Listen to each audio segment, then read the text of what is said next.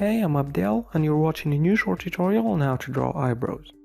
When I start drawing, I use HP pencil to draw the basic shape. Try to draw the strokes thin, slightly curved, going in various directions of various lengths, and randomly grouping them. They are usually longer in the beginning and shorter in the end of the eyebrows.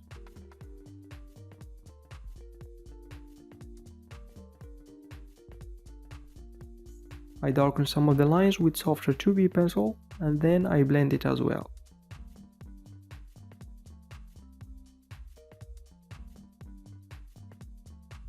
In the end, I use 4B pencil to draw the darkest strokes.